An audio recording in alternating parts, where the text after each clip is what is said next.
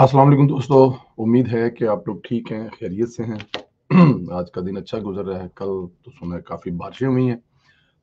लाहौर में भी बारिश हुई है और पिंडी इस्लामाबाद में भी बारिश हुई है। अब रास्ते में भी बारिश हुई होगी, हो सकता है कि जनूबी पंजाब में भी हुई हो, मैंने इस जगह पे देखा नहीं। लेकिन बारिश से कम से कम थोड़ा-सा माहौल, थोड़ा-सा मौसम तो बेहतर होगा। तो आप लोगों को थोड़ी-सी तो राहत मिली होगी कि यार इतनी गर्मी में थोड़ा बहुत पंजाबी कहते हैं कि दाल लग गया है। अल्लाह ताला की ज़ात आपने अपनी रहमतों की बारिशें करे, आप पर सलामत रहें, खुश रहें।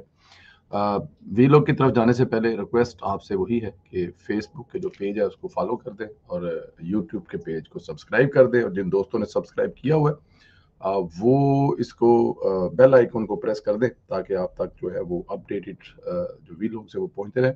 इसके अलावा लाइक्स और कमेंट्स करना तो आप हमेशा ही नहीं भूलते।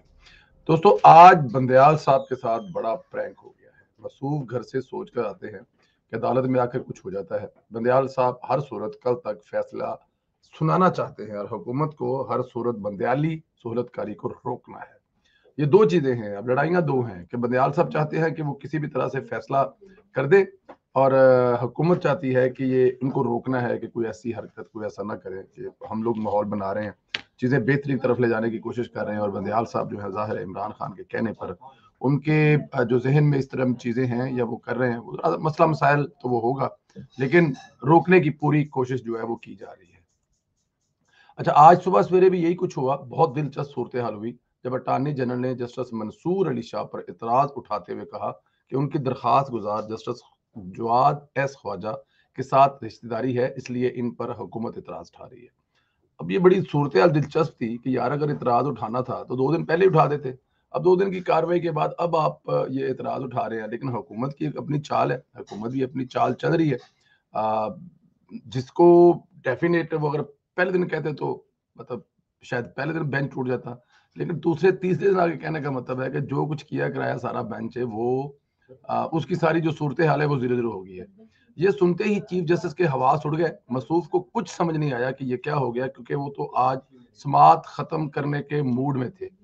चीफ जस्टिस उमर अताब बंदयाल ने कहा, आपकी मर्जी से बेंच नहीं बनाया जाएगा। किस बुनियाद पर आप बेंच बनाना चाहते हैं?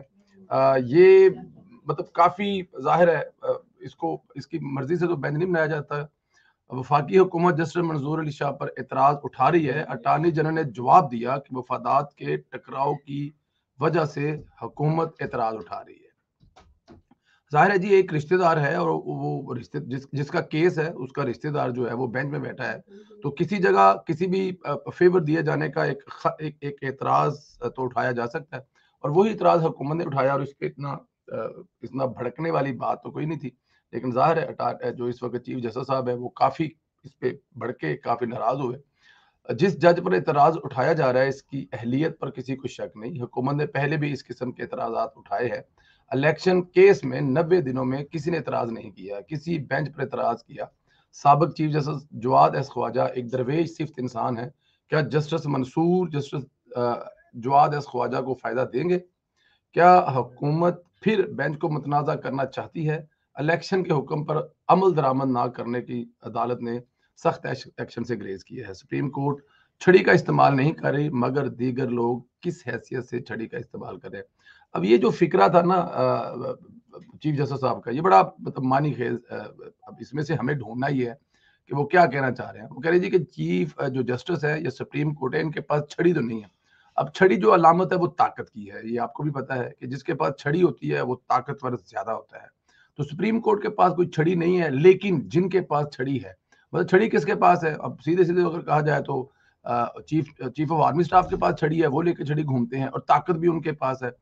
तो वो अब सवाल ये जो है मेरे ख्याल में डायरेक्ट आर्मी से किया जा रहा है, एस्टेब्लिशमेंट से किया जा रहा है, चीफ ऑफ आर्मी स्टाफ से किया जा रहा है कि अगर आपके पास छड़ी है, आपके पास ताकत है, तो आप हमें यूं खजल खराब कर रहे हैं, ये कहना चाह रहे हैं। या बात दूसरी बहुत सारी चीजें हैं, लेकिन छड़ी का इस्तेमाल, अब ये एक नया फिक्रा आ गया कि जिसके पास छड़ी है ना, जिसकी लाठी उसकी भैंस। यहाँ पे चीफ जस्टिस साहब ने कुछ इसी किस्म का कहने की कोशिश की है, साबित करने की कोशिश की है, लेकिन मेरा नहीं ख्याल वो इसको गलत रंग दे रहे हैं। ऐसा ऐसा कुछ नहीं है। छड़ी का इस्तेमाल होता तो मेरे ख्याल में बहुत सारे लोग ये सोच रहे हैं कि छड़ी का इस्तेमाल क्यों नहीं हो रहा, क्योंकि जब छड़ी का इस्तेमाल होता था ना तो तब आपको याद है अरशद मलिक वाले फैसले आते थे, तब बस ऐसे दूसरे बहुत सारे फैसले होते थे जब छड़ी का इस्तेमाल होता था।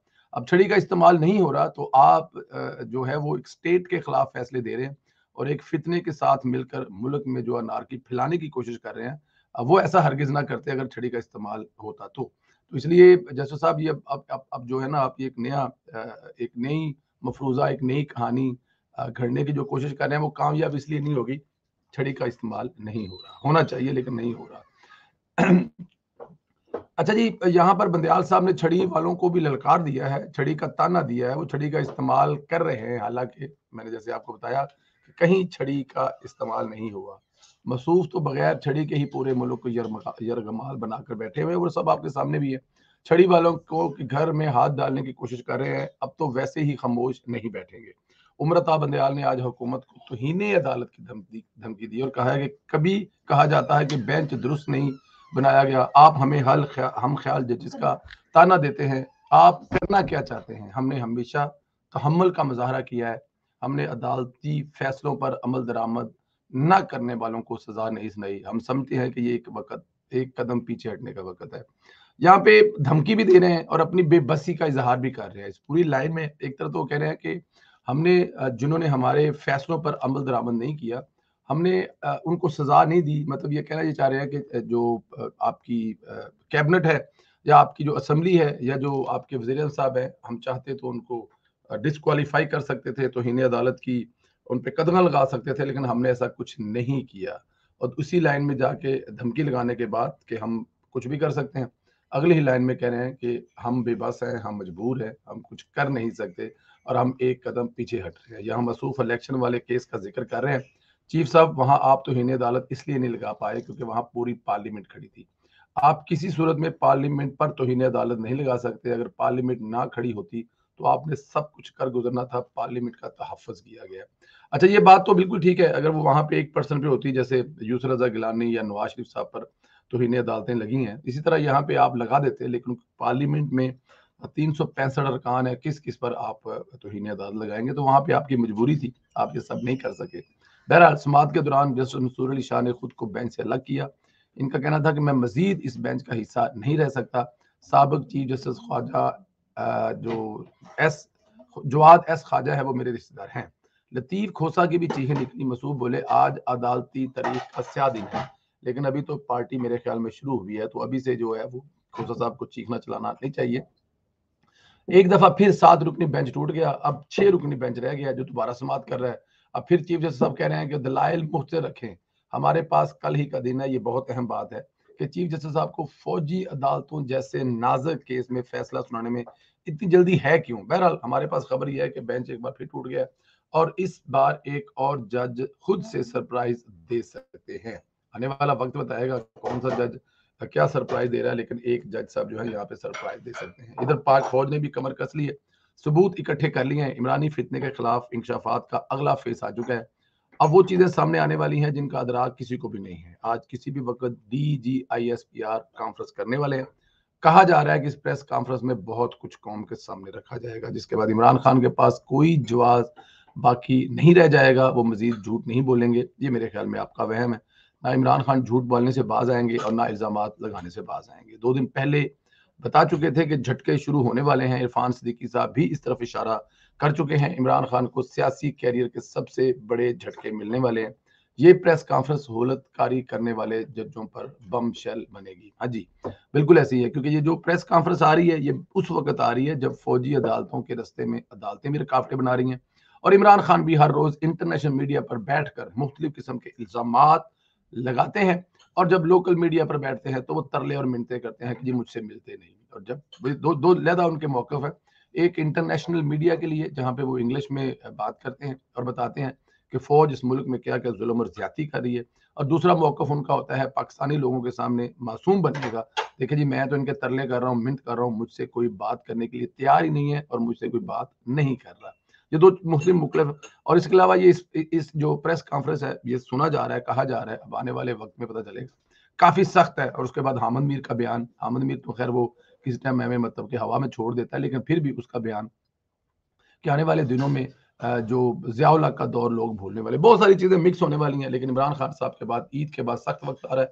आज की जो प्रेस कॉन्फ्रेंस, इसमें कोई भी धमाका हो सकता है इसमें कोई ऐसे सबूत दिखा दिए जाए, इमरान खान की कोई ऐसी गुफ्तगू सुना दी जाए या कोई वीडियो दिखा दी जाए जिसमें इमरान खान साहब ये सब कुछ करते हुए नजर आ रहे हैं, ताकि लोगों के दिलों में ये जो एक है कि भी जुल्म हो रहा है, ज्यादती हो रहा है, वो क्लियर हो जाए कि जुल्म ज्यादती नहीं हो रहा है, इंसाफ हो रहा है। जिसने जो गलत किया उसको उसकी सजा मिलेगी, और यही इस वक्त जो है वो आर्मी कह रही है। अब तक के लिए इतना ही है। इंशाल्लाह अगले वीडियो में फिर मुलाकात होगी। जाने से पहले फिर रिक्वेस्ट करूंगा, फेसबुक के पेज को फॉलो कर दें, यूट्यूब को सब्सक्राइब, और जिन लोगों ने किया है वो बेल आइकन को प्रेस कर दें। लाइक्स और कमेंट्स अपनी कीमती राय से जरूर आगाह करें, और इस वीडियो को हो सके तो व्हाट्सएप ग्रुप में भी सेंड कर दें। इजाजत दें, ख्याल रखें।